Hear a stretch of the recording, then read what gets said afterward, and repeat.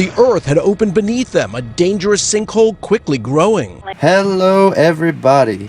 This is the Sinkhole, a little snippet of a small discussion that we want to talk about. I am always Jadakai and my brother Masakize. And today we're going to be talking about Dragon Ball Super Manga Chapter 65. So if you haven't read the chapter and you really want to know what happens and read it, I suggest that you get off of this real quick, go check that out, read it, and then come back so you can join our discussion. There will be spoilers. There will be spoilers in this, guys. Spoiler alert. And this chapter's pretty new. Well, it's new. It came out today. So we're going to be talking about that. And, Mash, you want to take it off? Alright, so the manga chapter opens up with Moro buried beneath some heavy rocks, and then Goku holds his hand out and turns the mountain into sand, and it pours on top of Moro, and then he's all like, stand up, Moro, you're done. He goes, steals the sensu beans from Krillin, and then Kuririn, and then proceeds to go back to Moro, make him promise that he's going to go peacefully back to prison, and then hands him a sensu bean, which heals Moro. Alright, let's pause. Alright, right here. Let's just take a second to digest what we've gotten already. So, we know that he had him whipped. Yeah, he was whipped. The fight was done. It was done. And all he had to do, if you wanted to spare his life, cool. I get Goku is not a man that wants to take anybody's life, and I respect that. But here's the problem I have. You did not have to give him a sensu bean. He was gonna live. You could have just let him be beaten, lick his wounds in a jail cell, and heal there. Mm-hmm. You did not have to give him a sensu bean. He wasn't gonna die. No. He wasn't close to death or anything. No, he was just defeated. Yeah. I think his hot pride probably hurt him worse than his actual wounds. Yeah. And Goku goes and gets the sensu beans. And immediately, when I see Goku go and snatch... Well, you don't see him snatch. He, just has them all of a sudden because he's that fast. But when you see the sensu beans in Goku's hand, you automatically know this is about to be Cell all over again. But Gohan, obviously, is nowhere to be found because he's not dealing with this again.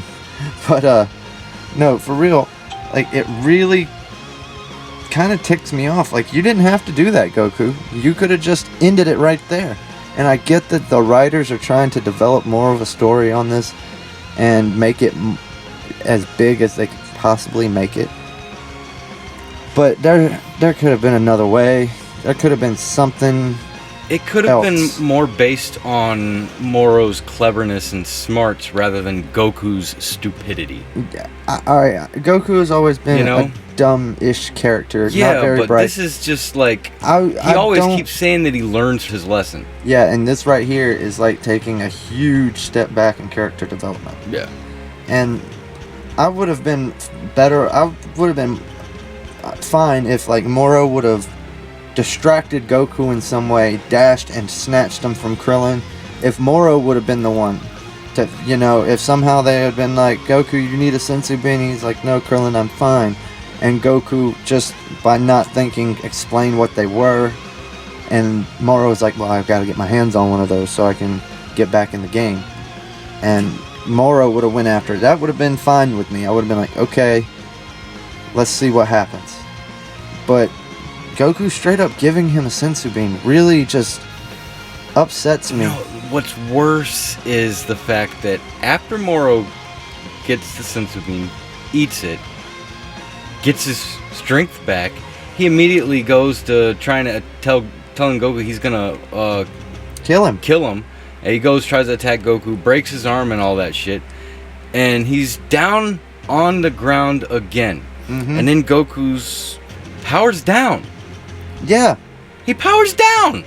If you wanted to have a conversation with Moro, arrest him, get him in a cell, and go visit him at his cell and talk to him there where he's confined. The fight is over. It has been stressed to Goku already that the world is in danger. If we let this guy hang out here too long, the world will be absorbed by him. He is a planet eater. So, of course, Goku then goes into talking about how, it's like, well, I promised Maris that I'm going to protect the galaxy, so I'm going to go ahead and, finish this. And then, Maris asks about, like, Moro. Moro asks about Maris. Yes. And Goku tells him, yeah, he can use Ultra Instinct too. He's the one that taught me to use this technique. And then Moro gets the idea, so he can use it, and then he remembers, oh yeah, that hand that touched the back of Maris's neck that he cut off. Maris cut off, yeah. Maris, he touched the back of Maris's neck. Maris cut it off. And Moro was able to reattach the damn thing. Yeah, and it never really explained how he's able to do that. I would say... Is it part of something that 7-3 could do? Yeah, because remember, 7-3 did absorb Piccolo's abilities. To regenerate, but not to just... Piccolo doesn't take his old arm and, like, attach it back. No, he grows a new one. He doesn't, but it was never said that he couldn't. Yeah, but, I mean, if it was going to be something that was done by... If they were going to use this as something a Namekian could do, and he could get it from a Namekian... Because Moro then already... they should have showed him a Namekian doing this prior in a story before. They should not have thrown this new element in without fleshing it out. See, like, there was never any reason to, because they could just grow it back. But this one, in this case, Moro has a reason to, only because that hand has Maris's abilities. Yes. His Ultra Instinct, his angel powers. Yes. Basically. His angelic abilities. So, like, I can see that, like, a Namekian never doing it because they would have no reason to. It's not like they have, like, some missing power in their other hand that, But it just, I don't know, it just doesn't sit well with me. Right. It's not a it's Moro did grow his hand back. He did use the regeneration ability. That's why he had it, I feel like it's not so much an Namekian thing. I think it might be something that just wasn't explained through 7-3, or maybe another ability that he got from somebody else. Maybe. Because can't Moro hold all of the abilities he wants? Whereas 7-3 had Moro's powers, but he could only hold 3 at a time, right? Right. So Moro has basically got an endless catalog. Right. As far as we know. He's not... I don't believe it's... As far as I can remember, it's not said anything on the limitations of his abilities. It's basically just been OP. Right, yeah. So maybe it's something that from a previous. Alright, I'll let that slide. But yeah, alright, so he attaches the arm of Mira that has Mira's angelic abilities, and they go into talking about, that's the arm that touched the back of Mira's neck and all that. He attaches it, and then he immediately gets the angelic powers rushing through him. Mm-hmm. And this is where, we see all of the gang kind of, Krillin, Jocko, even Beerus is upset visibly at what just happened. Specifically at Goku. Yes, everyone's mad at Goku right because this is the dumbest thing he could have possibly done. Yeah. And it has been explained that Whis has told Goku, you let your guard down too often in battle. So, if you're going to be this serious about training and about becoming more powerful, then you should take criticism from the guy who has been training you. Whis did train Goku for a period, and you should have took that as golden knowledge that you have to bury in your brain. But yet we see Goku do the same thing over and that he's done before, get way too cocky, first of all, and then just kind of forget about the fact that he is battling somebody that prior to this murdered millions, billions, trillions, actually, and has also, inflicted a good bit of damage on him and his friends. Right. And so Goku gets into serious mode. They go into a battle. He thinks everybody can be his friend. He thinks that he can turn everybody good. Yes. And while it's happened in the past, obviously, quite a bit of his friends are former enemies. Jocko even states that not everybody can be redeemed. Yeah. Not everyone can be redeemed. I mean, he tried it with Frieza. It didn't work. Yeah, he should know by now. Still plotting. Yeah. He's still out there plotting. So he should know by Frieza's example that some people just Yeah. that they're not good. But yeah, so him and Moro go into the battle. They start fighting. Yep. Moro, obviously, he starts growing. His body can't withstand the angelic powers, so it keeps getting bigger and bigger and bigger and swelling. I want to take a note that they are actually matching each other's speed, and they are zooming around the planet so fast. It doesn't say in this chapter how fast they're going around the world, but it shows an art of them just zooming around the planet, that like so fast to where what I can only explain is Moro catching up to his own image, because we have seen multiple times in Dragon Ball where you move so fast that you have an after image, and that's a technique Goku has used. I believe Master Roshi's used it before.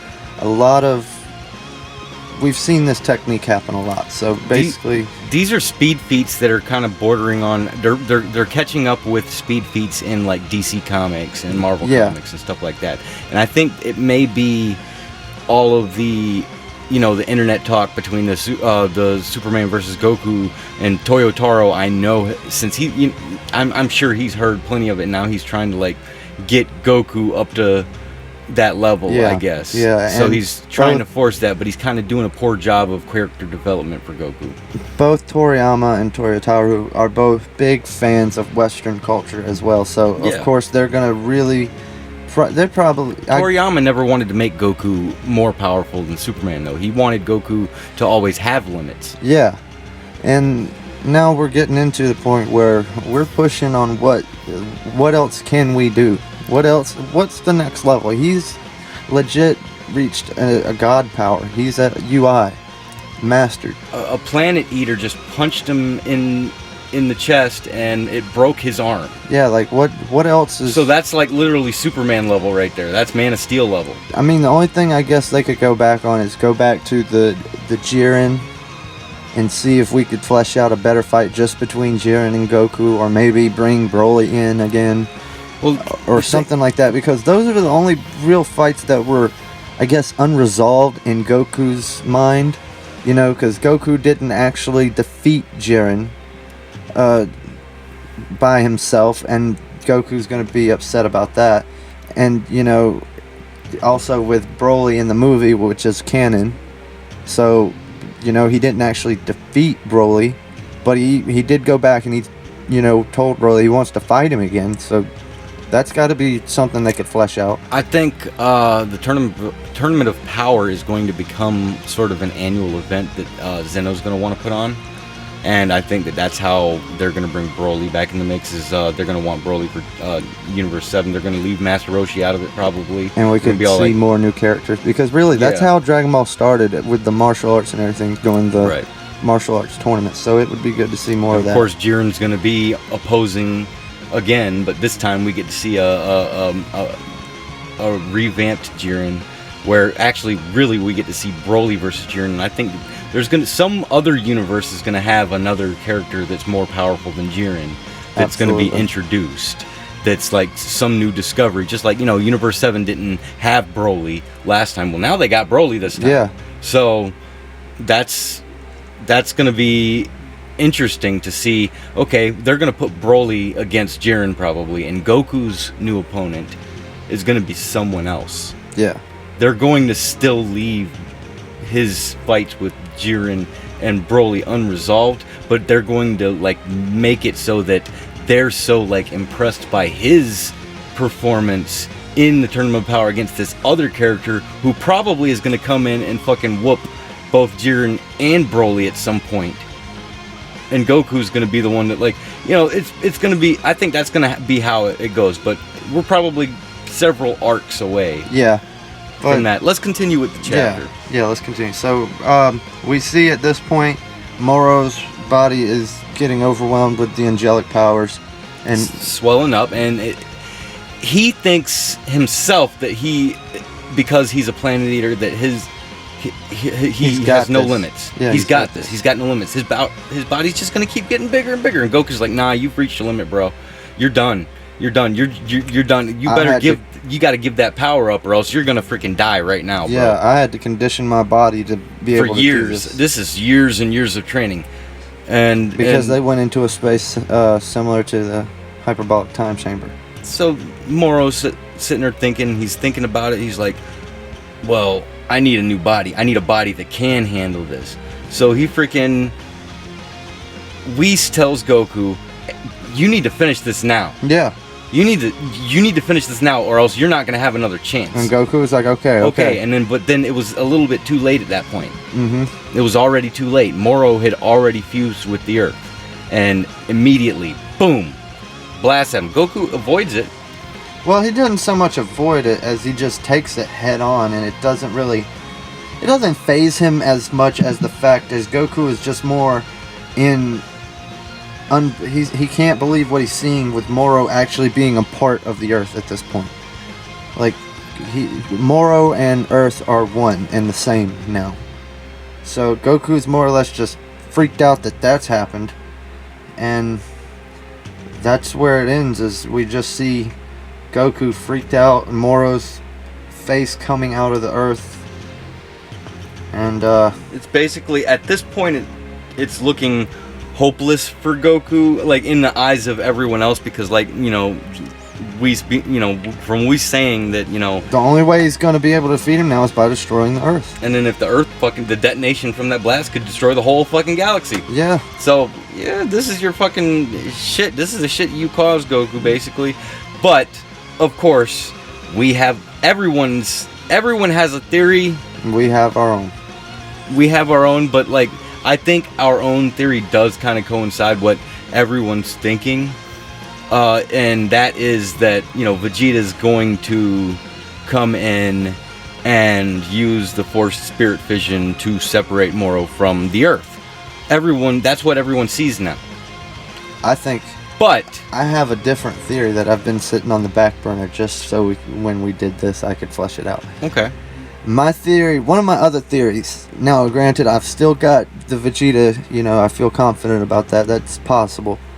But one of my other theories I've been thinking on since I've read this chapter is that I think Beerus is going to destroy the Earth. Beerus, as a god of destruction, is allowed to he can get into this fight. He doesn't usually get into fights because he feels like it's beneath him. He doesn't want to waste his time on this. But at this point, you're kind of stepping into Moro's stepping into Beerus' territory. Beerus is the one that destroys planets. So you don't think Vegeta's gonna get his moment? As much as I feel like Vegeta will have another moment, but I don't. As much as I want Vegeta to be the one that finishes this, because I am Vegeta ride or die. I am the huge Vegeta fan, but I just feel like this is going to be something that Beerus is going to have to do. Can I expand upon your theory? Go ahead. Alright, so that kind of gave me some ideas, because, okay, let's say Whis, because I know Whis has the fucking power to do it. What if Whis is all like, you know what, I want to freaking take everybody from Earth, all the people, and freaking put them in my bubble, right? Yeah. And there is a new Earth in Universe 6. Move them to... You think they're going to move to another universe? I think that they're going to move to another universe, and now Beerus is going to drop Goku. Beerus is tired of dealing with Goku by now. Yeah. Okay, he's going to drop him off. In fucking Champa's universe and be like, he's your problem now.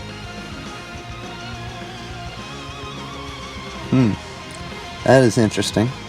That's something I could believe.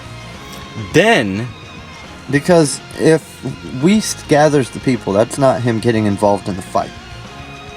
So he would not be in any trouble. He would not fade from existence by doing this. This also puts all the Saiyans in the same universe. It puts Vegeta in the same universe. And then that could be like Sadala. Vegeta goes to Sadala and becomes the prince or the king of Saiyans. No, and the only reason I say that is because Sadala already has a king and a royal family, and I think that Vegeta being royal family of a separate universes, alien race, the only way that it would happen is if Vegeta actually conquered, and I think Vegeta's left that behind, right? I think there could be something else. It doesn't necessarily have to be Vegeta conquering it. It or could be he that comes Vegeta and saves the planet. Maybe he comes like I think here's what's going to happen if this was to happen. I feel like if they were to go and put Vegeta on planet Sadala, I feel like he would live there peacefully as just another Saiyan.